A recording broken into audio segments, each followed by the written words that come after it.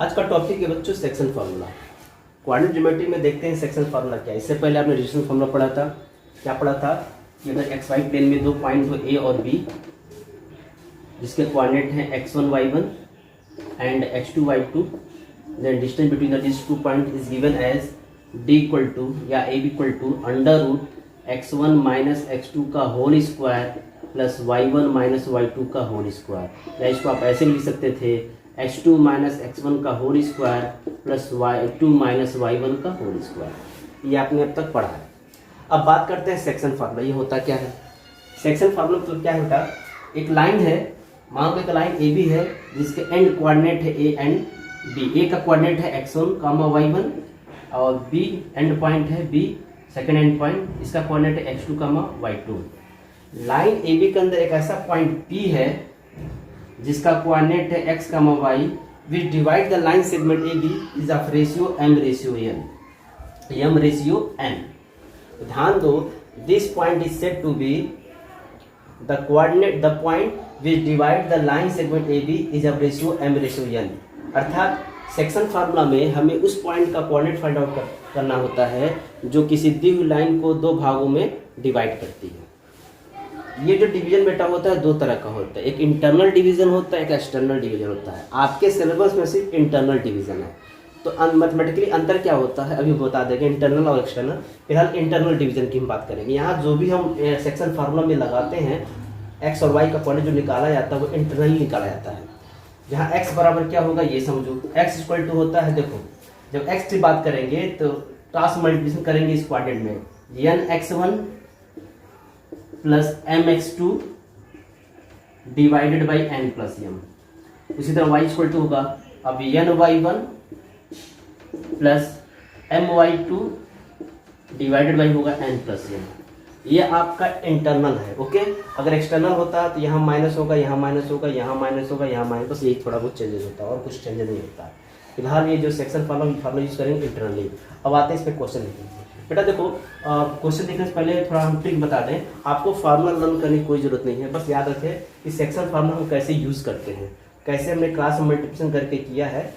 तो coordinate geometry जो आपके सिलेबस में है ना, कहीं भी आपको फार्मूला लर्न नहीं करना।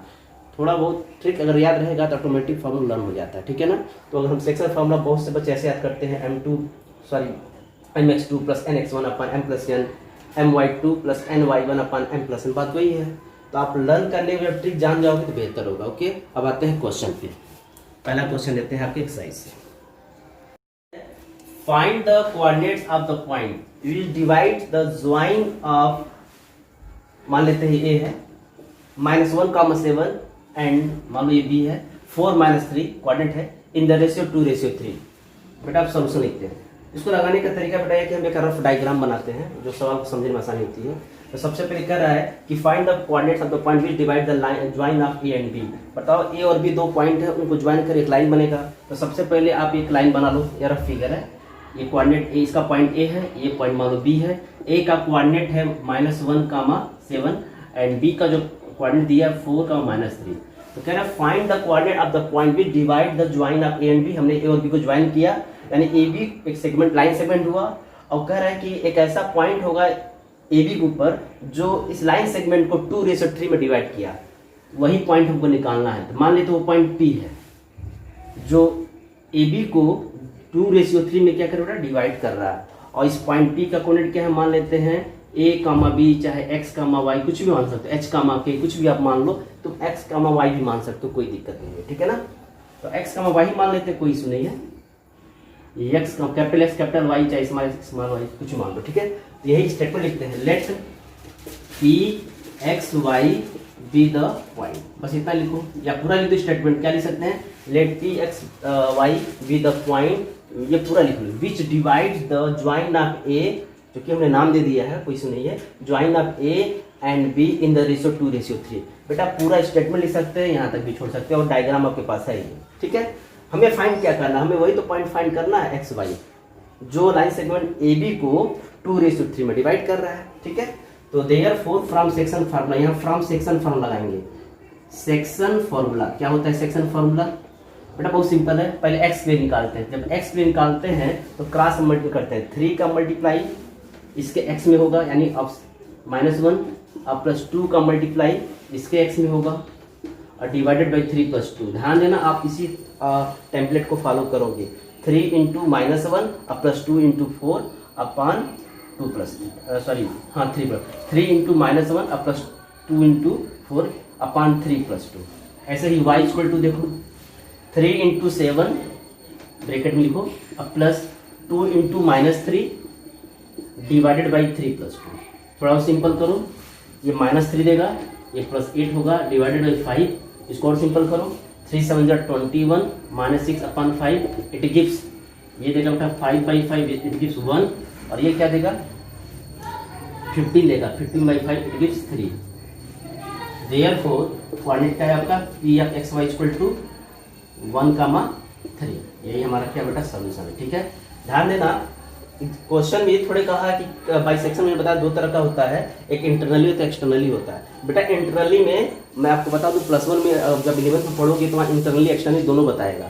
तो इंटरनली के लिए सिर्फ प्लस रहता है, एक्सटर्नली होगा तो यहाँ भी माइनस होगा, यहाँ भी माइनस होगा, यहाँ भी माइनस होगा, यहाँ भी माइनस होगा। तो आपको सोचने की कोई जरूरत नहीं है, जब भी एग्जाम में क्वेश्चन आएगा ये मानते हुए लगाइएगा ये क्वेश्चन किस पे बेस्ड रहना है, इंटरनली डिवीजन पे। ओके, तो अब अगला क्वेश्चन लेते हैं। Find the coordinates of the points of trisection of the line segment joining points 4, -1 and -2, -3। जैसा कि बच्चे देख रहे हो कि इसका भी नेमिंग कन्वेंशन नहीं किया है, तो आप इसको ए लिख सकते हो, इसको बी, एक्चुअली भी इसको सॉल्यूशन लिख सकते हैं। तो यहाँ पे ए जो है मान लेते हैं जो कोऑर्डिनेट ए है वो 4, -1 है और कोऑर्डिनेट बी जो है ये फॉर्मेलिटी लिखा जा सकता है। बेटा क्वेश्चन समझते हैं। Find the coordinates of the point of trisection of the line segment joining A and B. Actually हम ए और बी रफ फिगर पहले बनाएंगे जरूर, बेटा रफ फिगर बनाने से कॉन्सेप्ट क्लियर होगा। ठीक है, तो ए और बी 2 पॉइंट ले लो, ए और बी 2 पॉइंट ले लो, मिलाओगे तो लाइन बनेगा। इसका कोऑर्डिनेट है 4, -1 और बी का जो कोऑर्डिनेट है -2 और -3। ओके, अब क्या रहा है, ये जो लाइन सेगमेंट है ना इसका डिवीजन हो रहा है कितने पार्ट में, ट्राइसेक्शन का मतलब 3 पार्ट में। कैसे कहना, find the point of trisection of the line segment joining this and this. It mean that कि यहाँ पे हम 2 पॉइंट ले लें कहीं अलग अलग दूरी पे, मान लो एक P है एक Q है और इसका कोऑर्डिनेट कुछ मान लेते हैं, ये A, B मान लो और ये C, D मान लो। एक्चुअली में आपको ना यही काम ही करना है, आपको कोऑर्डिनेट ऑफ P निकालना है, कोऑर्डिनेट ऑफ Q निकालना है। तो क्वेश्चन में हम कैसे जानेंगे P और Q मानना है, क्वेश्चन यहीं से पकड़ना होगा आपको। Find the coordinates of the points of trisection, अर्थात इस लाइन के 3 सेक्शन हो रहे हैं, एक भाग AP है, दूसरा भाग PQ है, तीसरा भाग QB है। या किसी लाइन के जब 3 ट्राइसेक्शन होगा तो जाहिर सी बात है उसके ऊपर 2 पॉइंट होंगे और वही पॉइंट का कोऑर्डिनेट वो क्या करना है, फाइंड आउट करना है। इस क्वेश्चन को थोड़ा सा समझिए। ठीक है, तो ट्राइसेक्शन कैसे हो रहा है, इक्वली पार्ट में होगा, भी ध्यान देना। ऐसा नहीं है कि AP ज़्यादा होगा PQ कम होगा, नहीं, AP एक भाग है, AB एक भाग है, AB एक भाग है, इस बात का भी ध्यान दीजिएगा। यानी ये इक्वल अमाउंट में डिस्ट्रीब्यूट है, ठीक है ना। AP, PQ और QB ये इक्वली क्या है, डिस्ट्रीब्यूटेड है। ठीक है, तो सबसे पहले हम P कोऑर्डिनेट निकालेंगे। तो केस नंबर पहले तो लिख लेते हैं, let P of A, B and Q of C, D be the points on AB which dissect the line segment AB। Okay, पहले इसको लिखते हैं। ठीक है, आइए देखते हैं। Let A which is 4, -1 and B -2, -3 be the line segment and points of transection of the line segment VP and Q, जहाँ P का coordinate A, B and Q coordinate माना C, D। Then from section formula, जैसा कि बच्चों पहले हमको coordinate of P निकालना है, उसके लिए एक अनदर जो है हम रफ डायग्राम बनाते हैं जिसमें A, P और B का जिक्र है। ध्यान दो, A का कोऑर्डिनेट 4, -1 है, P का कोऑर्डिनेट A, B माना गया, अब B का कोऑर्डिनेट है -2, -3। जैसा कि तुम देख रहे हो ये 1, 1, 1 का मतलब ये होता है कि जब ये लाइन AB को P और Q इसके ऊपर है, इस प्रकार है ये कि इस लाइन सेगमेंट को ट्राइसेक्ट कर रहा है, 3 बराबर भागों में बांट रहा है, तो आप 1, 1, 1 लिख सकते हो। के कहीं बुक में ना वेरिएबल का भी इस्तेमाल कर दिया है, के मतलब कोई पार्ट है। देखो 1, 1 का मतलब संख्या 1 मतलब इक्वली पार्ट में डिस्ट्रीब्यूटेड है, 1 का मतलब होता है इक्वल। ठीक है ना, इससे ज़्यादा मत समझिएगा कुछ। तो बुक में ना कहीं बुक में ना के लिख देता है, उससे भी गुणा भाग करोगे तो सेम आंसर आएगा। तो ध्यान दो, पहले केस नंबर फर्स्ट, पहले हम P निकालते हैं। तो जैसा कि तुम देख रहे हो AP एक भाग है और PB जो है 1 और 1 मिलकर 2 भाग हो गया। अगर आप इसको के के रूप में मानते हैं तो ये के होता और ये 2k होता है। फ्रॉम सेक्शन फार्मूला पहले हम ए निकालते हैं। देखो ए जब निकालोगे, ए जो क्या है एक्स कोऑर्डिनेट है ना, एक्स कोऑर्डिनेट यानी ए है तो 2 × 4 यानी एक्स कोऑर्डिनेट मल्टीप्लाई करेगा 2 × 4 बीच में आएगा प्लस और फिर 1 × -2 और डिवाइडेड बाई 2 + 1 मतलब 2। देखो यहाँ 2 है यहाँ 1 है तो 2 + 1 लिख रहा है, ध्यान दीजिएगा। एंड बी इक्वल टू, अब बी जो है वाई कोऑर्डिनेट है ना तो b इक्वल टू होगा 2 × -1। अब ये y क्वाड्रेंट मल्टीप्लाई करेगा 2 × -1 अब प्लस 1 × -3 अपॉन 2 + 1। फर्दर सिंप्लीफाई करो तो 8 - 2 अपॉन 3 ये देगा। एंड b इक्वल टू होगा -2 - 3 अपॉन 3 और सिंप्लीफाई करो तो a equal to 2 and b equal to -5/3। इस तरह से हमने देखा जो कोऑर्डिनेट p है वो a, b है और उसकी वैल्यू क्या है 2, -5/3। अब ऐसे ही हम लोग कोऑर्डिनेट ऑफ q निकालते हैं बच्चों। केस नंबर सेकंड यहाँ कर दीजिएगा और डायग्राम को फिर चेंज कर देते हैं। तो केस नंबर सेकंड में क्यू निकालते हैं। देखो ए तो वही है, बी भी वही है। ए का कोऑर्डिनेट है 4 - 1 और बी का कोऑर्डिनेट है -2 -3 और क्यू थोड़ा इधर है, ठीक है ना, और जिसका कोऑर्डिनेट है सी, डी। सेम प्रोसेस, एक भाग मिल करके 2 भाग हो जाएगा और एक क्यूब यानी 1 भाग है, ठीक है। अब हम सी निकालते हैं तो लिखना from section formula, section formula से सी और डी निकालते हैं। आइए देखते हैं कैसे। हाँ तो बेटा इस तरह से फ्रॉम सेक्शन फार्मूला से देखो सी इक्वल टू होगा, सी मतलब एक्स कोऑर्डिनेट इसका है तो 1 × 4, ध्यान देना एक्स कोऑर्डिनेट इसका 4 है, 1 × 4 प्लस चूंकि इंटरनली बाय सेक्शन है, इंटरनली सेक्शन है 2 × -2 डिवाइडेड बाई 1 + 2। शायद समझ गए आप लोग। डी इक्वल टू क्या होगा यानी 1 अब किसमें जाकर मल्टीप्लाई करें क्रॉस वाई क्वाड्रेंट में, इसका वाई क्वाड्रेंट -1 है। देखो 1 × -1 अब बीच में लगाना प्लस और 2 × -3 और डिवाइडेड बाई 1 + 2, 1 + 2। इस तरह से ये बेटा होगा 4 -4 अपॉन 3 और ये हो जाएगा -1 - 6 अपॉन 3। इट गिव्स सी बराबर 0 एंड डी इक्वल टू आएगा आपका -1/3। इस तरह से आपने देखा कि जो कोऑर्डिनेट ऑफ क्यू है बेटा आंसर आ गया। कोऑर्डिनेट ऑफ क्यू क्या है आपका 0, -7/3। यही हमारा रिक्वायर्ड सोल्यूशन है। अब आते हैं नेक्स्ट क्वेश्चन पे। बेटा हमने यहाँ पे कहीं भी सेक्शन फार्मूला लिखा नहीं है कि जो मेन फार्मूला वो हमने लिखा नहीं, वैसे ट्रिक से हमने कर दिया। तो फार्मूला लर्न करने की कोई जरूरत नहीं है, आप लर्न भी कर सकते हो, नो प्रॉब्लम। बच्चों find the ratio in which the line segment joining the point -3, 10 and 6, -8 is divided by -1, 6। जैसा कि बच्चों देखो इस क्वेश्चन में भी नेमिंग कन्वेंशन नहीं दिया है तो हमने पॉइंट्स इसको ए मान लेते हैं, हम इसको बी मान लेते हैं और यानी ए और बी को मिलाने पे होगा 2 पॉइंट है ए बी, एक लाइन सेगमेंट होगा और उस लाइन सेगमेंट ए बी को एक पॉइंट जो है मान लेते हो पी है जिसका पॉइंट -1, 6 है जो डिवाइड कर रहा है। किस रेशियो में डिवाइड कर रहा है हमने मान लेते हैं m/1। तो जरा समझते हैं सॉल्यूशन में। लेट द पॉइंट्स पी, इसका रफ डायग्राम है बेटा, P which is the -1, 6 coordinates का है, divide the line segment joining the points A and B in the ratio m/1। बेटा अब यहाँ बड़ा कंफ्यूजन बच्चों को m/1। हम तो जब भी सवाल लेते हैं m/n मानते हैं या तो आप काम करो m/n भी मान के चलोगे तो आंसर आएगा।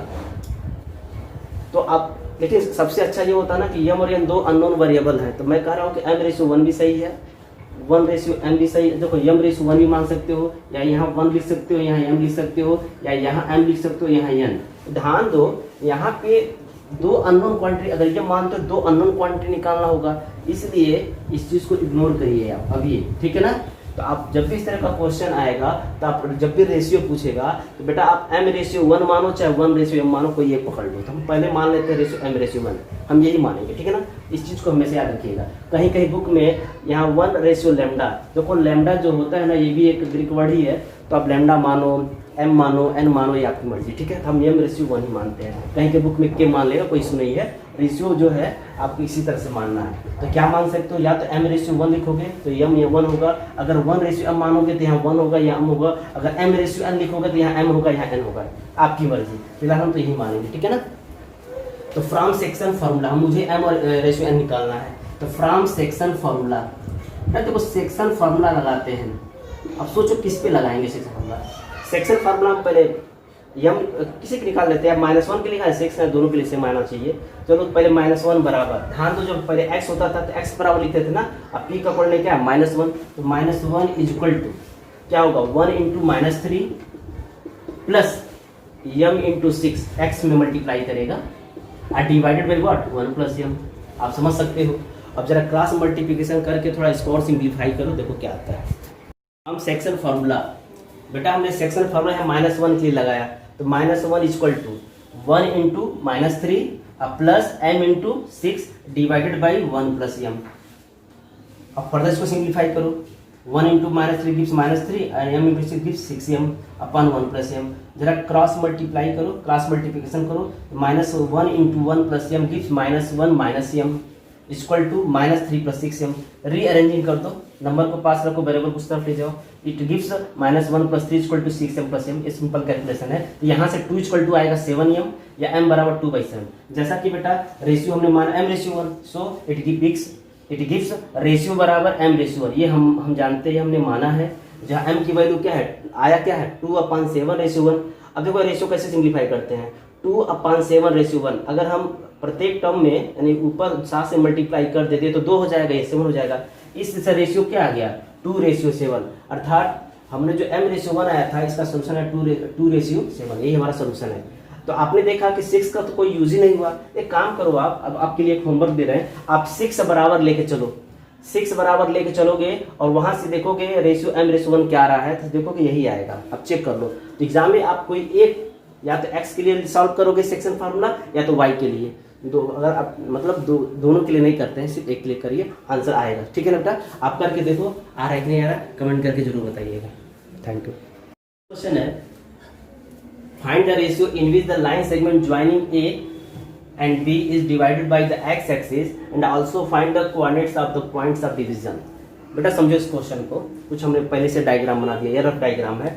जैसा कि क्वेश्चन में कहा है कि ए बी एक लाइन सेगमेंट है और इस लाइन सेगमेंट ए बी को एक एक्स एक्सिस एक लाइन होगी जो इस लाइन सेगमेंट ए बी को डिवाइड कर रहा है किसी रेशियो में, उसी रेशियो को फाइंड भी करना है और किस पॉइंट पे कट कर रहा है उस पॉइंट को कोऑर्डिनेट फाइंड करना है। तो मान लेते हैं जो एक्स एक्सिस रफ डायग्राम है, जनरली हम एक्स एक्सिस तो हॉरिजॉन्टली लेते हैं, लेकिन रफ पूरी तरह से हाइपोथेटिकल डायग्राम है, बस समझने के लिए।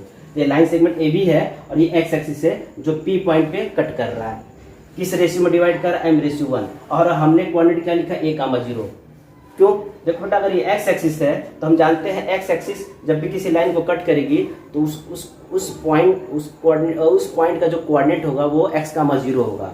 उसी तरह कोई लाइन अगर y एक्सिस किसी लाइन को कट करती है, जिस पॉइंट पे कट करेगी उस पॉइंट का जो कोऑर्डिनेट होगा 0,y होगा। तो ध्यान दीजिएगा, जब भी x एक्सिस किसी लाइन को कट करेगी उस पॉइंट का जो कोऑर्डिनेट होगा वो a,0 चाहे x,0 लिखिएगा। ठीक है ना, इस बात का हमेशा याद रखिएगा। तो हम क्या किया, डायग्राम बना दिया, अभी डायग्राम को हम एक्सप्लेन करते हैं। ठीक है ना, तो इस चीज़ को हम मेंशन करते हैं।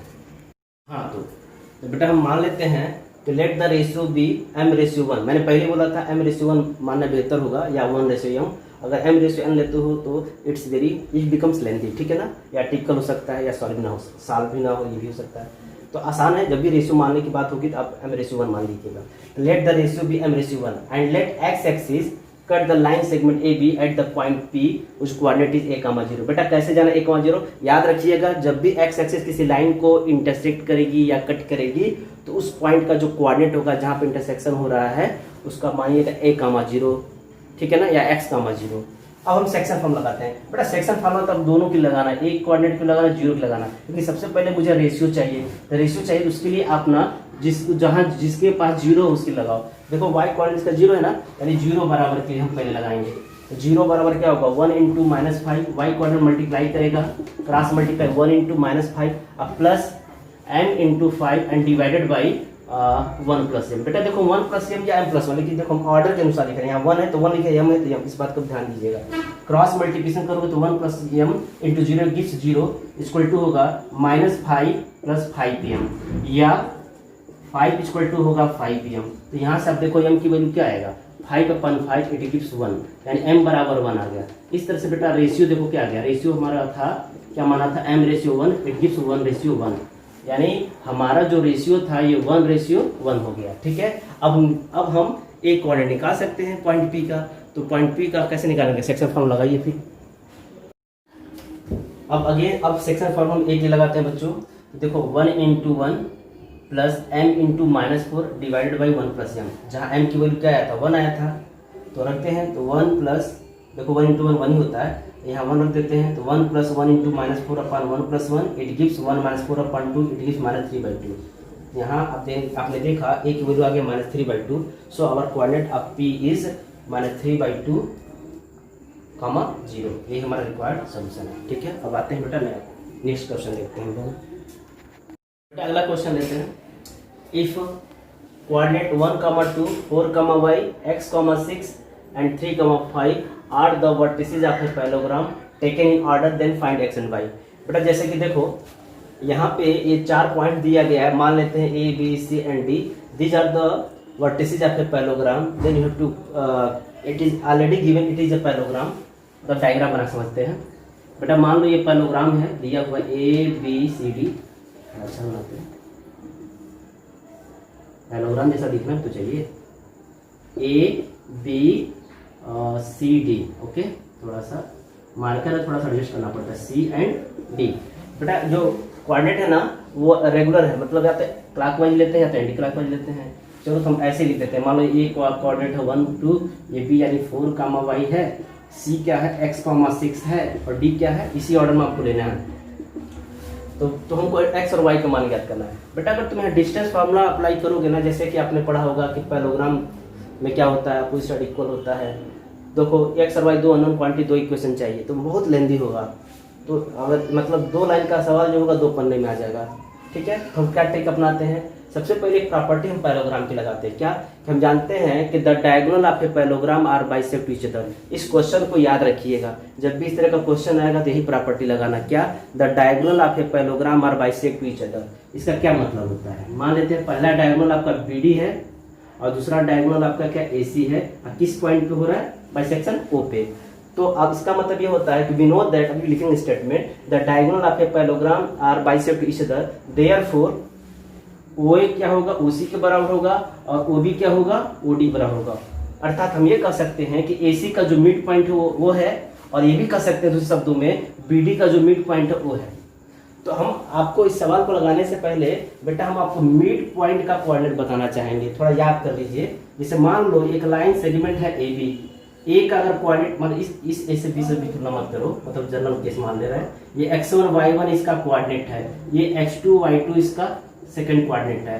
अब मान लो ये मिड पॉइंट इसका P है जिसका कोऑर्डिनेट है x, y, यानी हमने क्या कहा, if P with mid point, किसका मिड पॉइंट है बताओ पहले, ऑफ लाइन सेगमेंट AB, तो उस केस में कोऑर्डिनेट ऑफ P क्या होगा, सोचो जरा क्या होगा, याद कर लेना, इसका x1 इसका x2, यानी x1 plus x2/2 comma y1 plus y2/2, ये होगा। यानी एक्स वाई का जो कोऑर्डिनेट होगा, कोऑर्डिनेट ऑफ एक्स वाई जो होगा वो x1 plus x2/2 y1 plus y2/2, ये किसका कोऑर्डिनेट है, मिड पॉइंट है, यानी मिड पॉइंट कोऑर्डिनेट है, मिड पॉइंट कोऑर्डिनेट जिसको कहते हैं P, जिसका of segment line segment AB equal to this much. ये कैसे आया बेटा, ये सेक्शन फार्मूले से आता है। जैसे अगर P is the mid point of AB है, तो यानी ये AP और PB दोनों क्या होंगे, सेम होंगे, दोनों सेम रेशियो होंगे ना,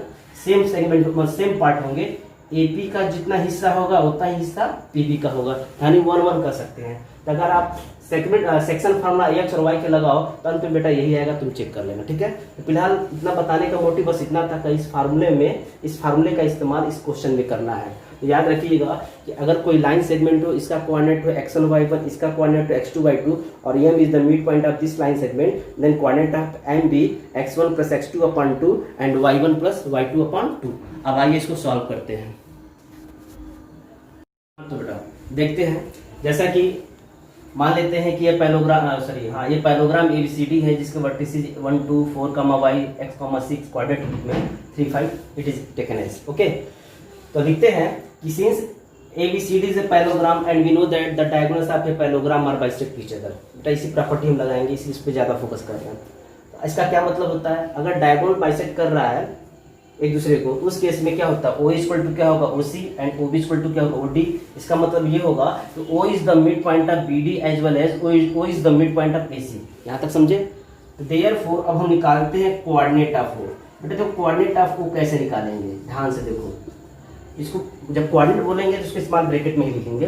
देखो पहले हम BD का बात कर रहे हैं। BD एक लाइन सेगमेंट है, तो देखो इसका जो x कोऑर्डिनेट क्या है 3 है, यानी x1 ये है, और इसका x2 क्या है, मतलब इसका x4 है, तो कहोगे 3 + 4/2 कॉमा, इसी तरह इसका y कोऑर्डिनेट क्या है 5 है, क्या बताया था मिड कोऑर्डिनेट x1 + x2/2 और y1 + y2/2। अगर इसको आप कुछ देर के लिए x1 y1 सोच रहे हो और कुछ देर के x2 y2 सोच रहे हो, तो ये होगा x1 + x2/2 और ये होगा y1 + y2/2, यानी 5 + y/2। थोड़ा और सिंपल करो तो 3 + 4 यानी 7/2 होगा और कॉमा 5 + y/2 होगा। इस तरह से बेटा आपने देखा कि हमने क्या पाया, हमने ये पाया कोऑर्डिनेट ऑफ ये है, ठीक है ना, 7/2 और कॉमा 5 + y/2। ऐसे ही आल्सो दूसरे तरीके से हम सोचते हैं coordinate of O actually mid point है, जानते हो ना, वो जो है BD का भी मिड पॉइंट है, वो है, और वो जो है लाइन सेगमेंट AC का भी मिड पॉइंट है। तब हम AC के सेगमेंट के हिसाब से इसका कोऑर्डिनेट निकालते हैं। तो देखो क्या होगा, इसका x क्या है 1 है, प्लस इसका x है, यानी 1 + x/2 कॉमा, इसका y2 है, माने y1 + y2, इसका y6 है, तो 2 + 6/2, और सिंपल करो 1 + x 1 + x ही रहेगा, 1 + x/2 कॉमा, बेटा 2 + 6 8/2 यानी 4 होगा। ये बताओ ये दोनों कोऑर्डिनेट एक ही पॉइंट की बात कर रहा है ना, इट मीन दैट इसका x इसके बराबर होगा और इसका y इसके बराबर होगा। तो दिस इंप्लाइज दैट, आप चाहो तो लिख देना कि वो नहीं लिखने की जरूरत है, डायरेक्ट लिखते हैं।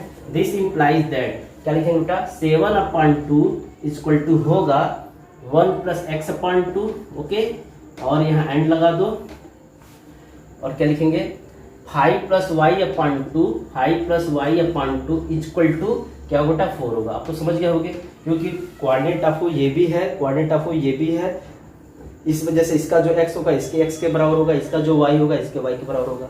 दिस इंप्लाइज, बेटा 2 कटेगा, 7 = 1 + x होगा तो हो गया, एंड ये 2 4 8 होगा, तो 5 + y = 8 होगा।